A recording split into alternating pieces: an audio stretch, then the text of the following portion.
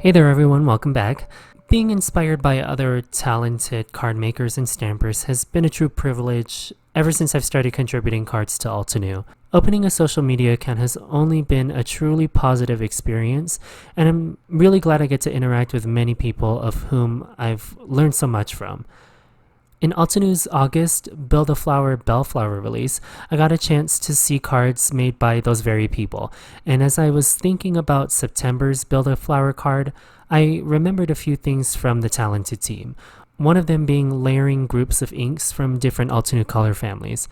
I think I saw bits of this on Amber and Jenny's cards, but I wanted to interpret them differently and make sure I credit them where it's due.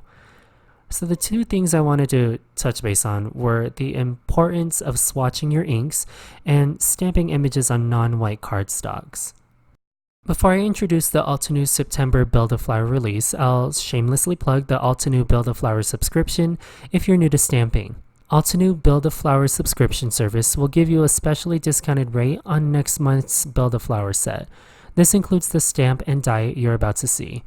If you wait to purchase this set, you run the risk of losing the item stock or paying full retail price for the stamp and die combo. I have more information on this in the description box as an affiliate link. So here's Altenew's September BuildaFlower Hellebore. I had to Google two things. One, what the heck this flower looks like, and two, how to say Hellebore before I make myself sound stupid in front of all of you. So while Googling, I saw gorgeous images of dark wine and denim flowers. It looked almost suede, and I thought I'd like to replicate this somehow. Though I wasn't going to start grabbing on my black inks, I still wanted definition in the petals, much like the images I saw online. So of course, the obsessive person that I am, I thought about this for days before even touching the stamp set. Now, I have a swatch book of my Altenew inks because as my collection has grown, I've had to stay organized in order to remain efficient while crafting. But as I was looking at how to create dark velvety flowers on dark cardstock, I realized that having these stamped layers isolated on white cardstock was not helping anything. So I began stamping the Altenew family of inks on Kraft cardstock, but also slightly overlap them to see how they interact with each other. Dye inks are transparent, which means that you perceive the color of ink to be as a culmination of the actual pigment and the background. So normally we don't worry about the background because usually we stamp on white paper. But on Kraft cardstock, the color you observe is now going to be influenced by the color of the background. For example, it'll be red plus this brown or pink plus this brown. This interaction is called transparency as opposed to opaqueness like your pigment inks or distress oxides. But anyway, you'll see this difference in the lighter ink tints as opposed to the dark ones. So honestly, I just started playing around, mixing what I thought would give me a 4-layer dark wine and dark denim flowers stamped on Kraft cardstock, and this is what I came up with. Oh, and by the way, this ink swatch stamp comes from the Graphic Brushstrokes stamp set from Altenew. What I was looking for in the final ink were three things. One is clear, crisp definition between layers, so I'm looking at the spot where the two ink colors mix to see if I can still distinguish the two original colors. Two, good graduation from lightest to darkest ink following the layering instructions that Altenew is popular for. And finally, the finish of the swatch. The most important step to all of this is waiting for your inks to fully dry to see what they will truly look like on your project when it's done. Because maybe these inks will look nice and crisp when wet, but then depending on the paper or ink you have, it may dry splotchy or may feather. You'll know when something doesn't look quite right. Okay, finally, the lovely stamping part of this video after my mansplanation.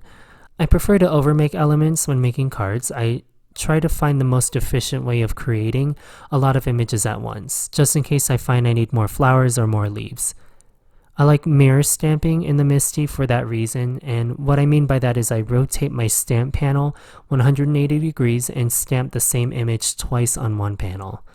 So Altenew Hellebore has 3 layered flowers, so I will end up with 6 flowers per panel per color family.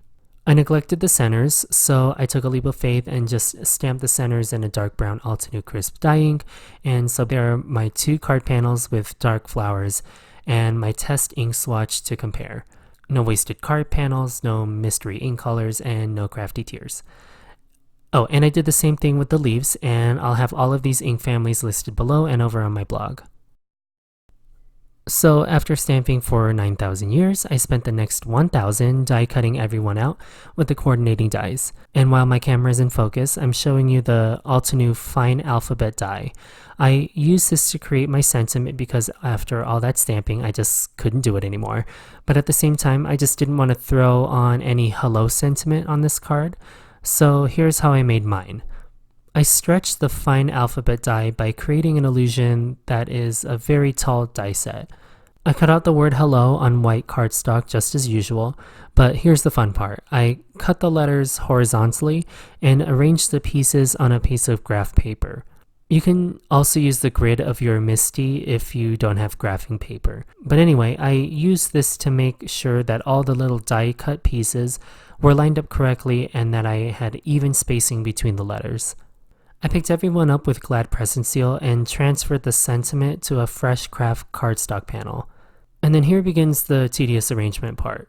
What I was trying to do was arrange these flowers on my card front and also hide the large gap I left between the top half and the bottom half of those die cut letters. This wasn't easy, but once it was done, I was thrilled with the result.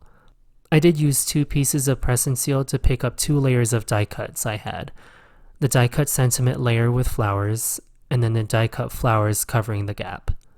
Before everyone got permanently adhered to the panel, I added some white splatters to balance the large area of white I created with the die cut sentiment. I raised up some of the flowers with foam squares and put down some enamel jewel embellishments to finish off this floral card.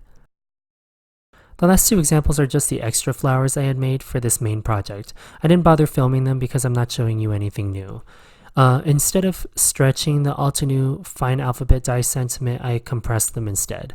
So for the word hi, I didn't have to hide any seams because all I had to do was chop off the legs of the letters. But for the word hey, I hid the seam where the 2 smaller pieces meet with an embossed label. These are just little tricks I like using, and recently I've just been so obsessed with my label maker. And that finishes these 3 projects I made with the Altenew September 2019 BuildaFlower Hellebore stamp and die set. I'm so glad you take the time to watch my videos and leave such wonderful, heartfelt comments. If you're new to my channel and like what you've seen, welcome, and please subscribe and hit the bell icon so you never miss a future video. Thank you so much to Team Altenew for this wonderful release, and I'll talk to you all very soon. Have the best day.